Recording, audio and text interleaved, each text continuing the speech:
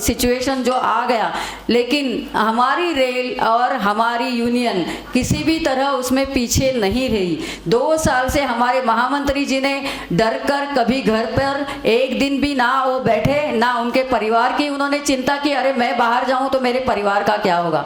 NRMU जिंदाबाद, ARF जिंदाबाद और सबसे महिला शक्ति जिंदाबाद। कि होम क्वारंटाइन में ऐसा था कि लोग जैसे अछूत समझते, वैसे कोविड में भी कोई हमें हेल्प करने नहीं आता था। तभी हमारे महामंत्री जी पर्सनली सबके घर में फ़ोन करके बोलते थे कि कोई नहीं आएगा तो मैं आऊँगा तुम्हें हॉस्पिटल लेके जाने के लिए।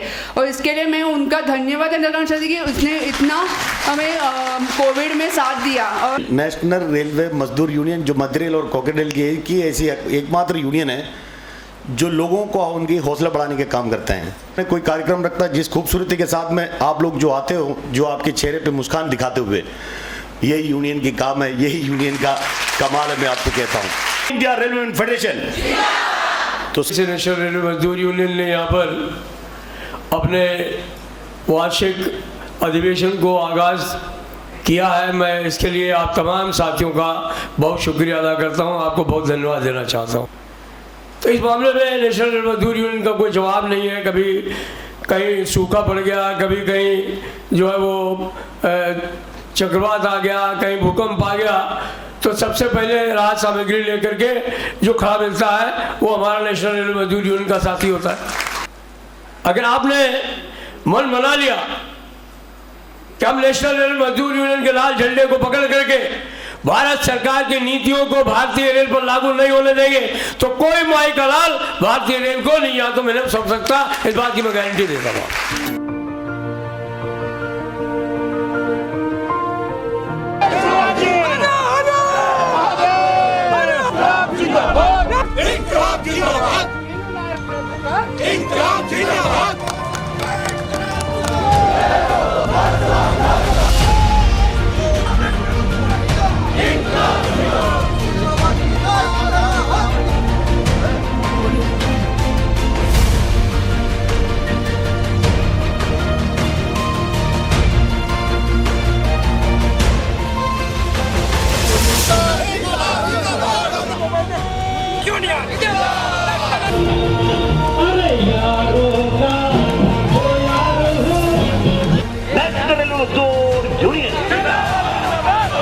दुनिया के मजदूरों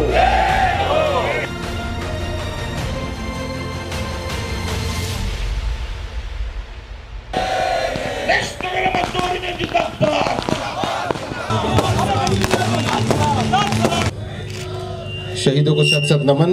शिवाजी महाराज बाबा साहब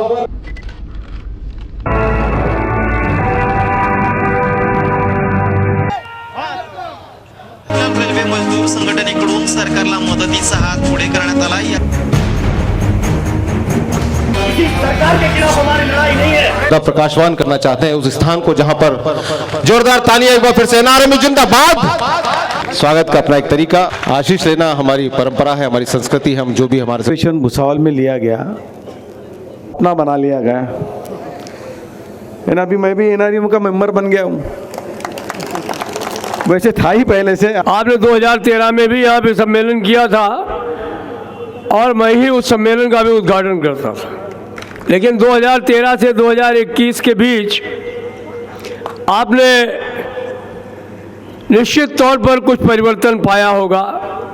संगठन में आपकी मांगों में आपकी लीडरशिप ने जिस तरीके से डेडिकेशन के साथ काम किया है, ऑल इंडिया रेलवे फेडरेशन की ओर से मैं आप तमाम साथियों को बहुत बधाई देता हूं, आपकी लीडरशिप को बहुत बधाई देता हूं कि जब तक ऑल इंडिया रेलवे फेडरेशन है, नेशनल रेलवे मजदूर यूनियन है, उसका एक एक कार्यकर्ता है, किसी माई के लाल की हिम्मत नहीं है कि रेलवे के हाथ लगा दे, उसको निजीकरण कर दे या उसका निगमीकरण कर दे। आज रेल कर्मचारी नेशनल रेलवे मजदूर यूनियन से प्यार करता है, उसकी लीडरशिप से प्यार करता है। और खाली नेशनल रेलवे मजदूर यूनियन नहीं, ऑल इंडिया रेलवे फेडरेशन के जो भी एफिलिएटेड यूनियंस हैं वो भी आपकी लीडरशिप से बहुत प्यार करते हैं। NRMU भारतीय रेल का एक मान्यता प्राप्त बड़ा श्रमिक संगठन है।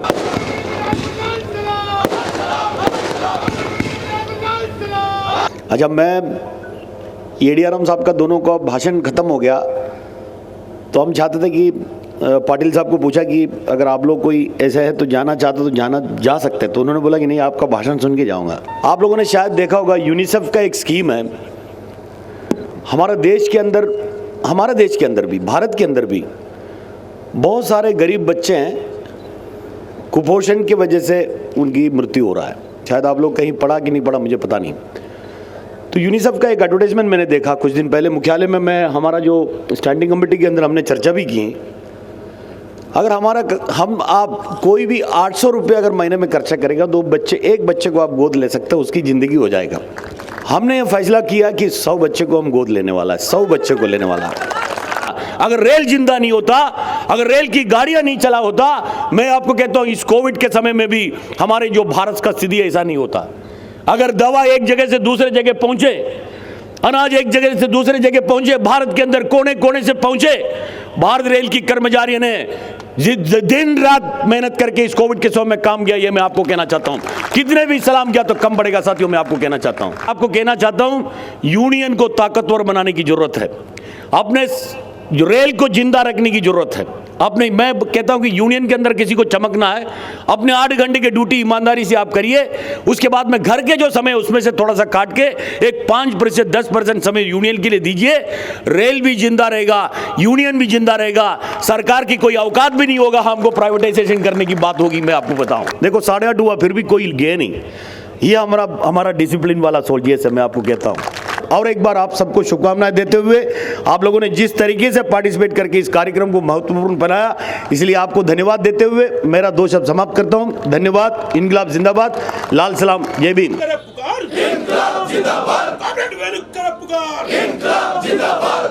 नेता कैसा हो?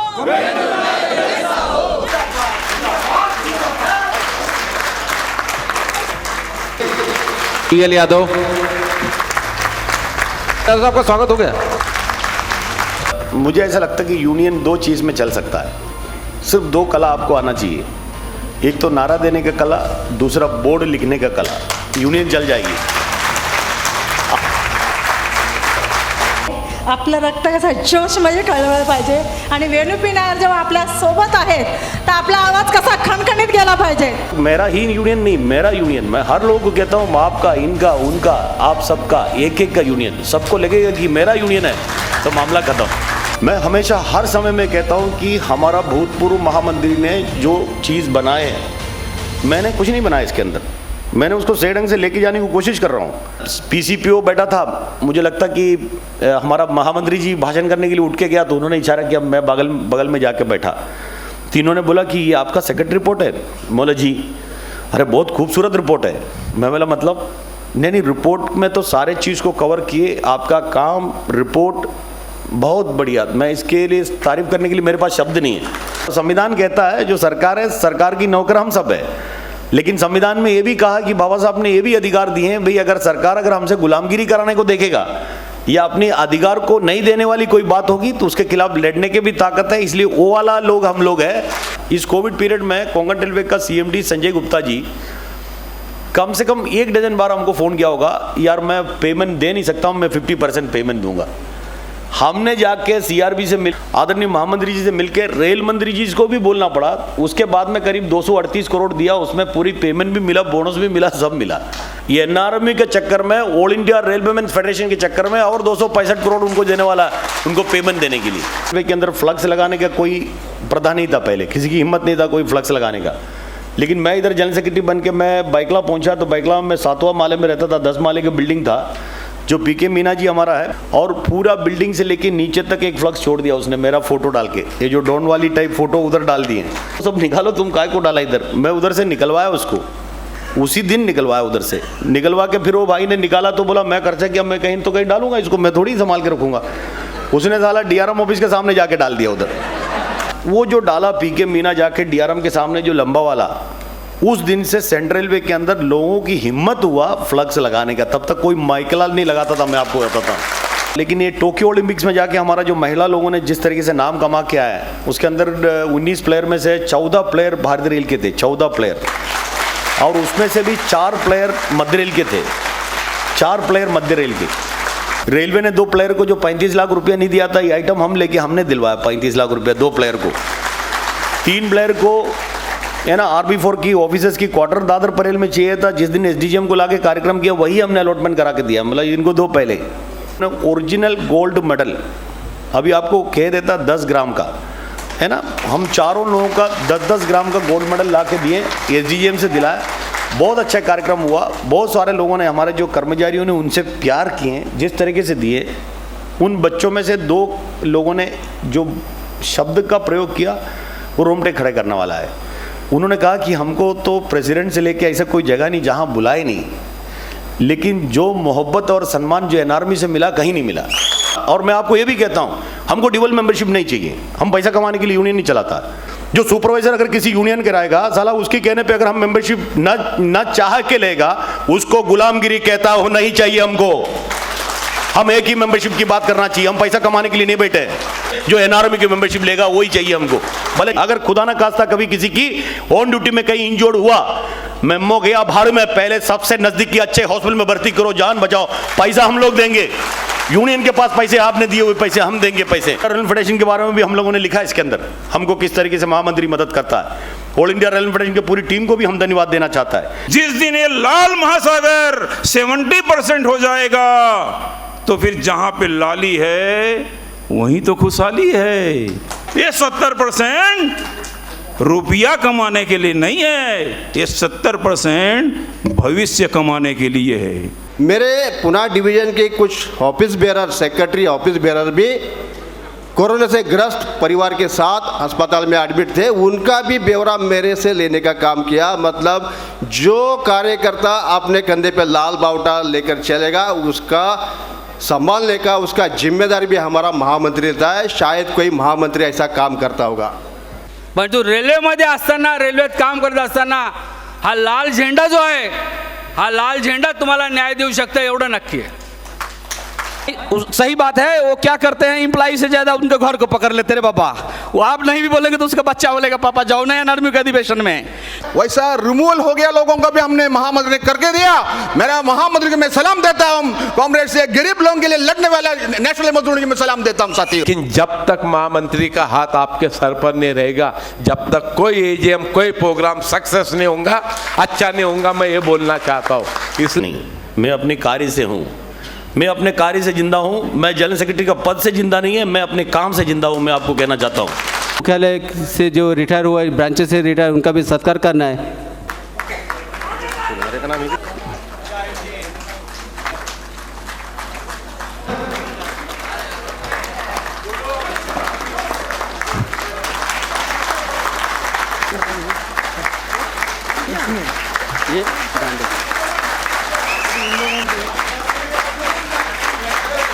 नेशनल मजदूर यूनियन दुनिया के मजदूरों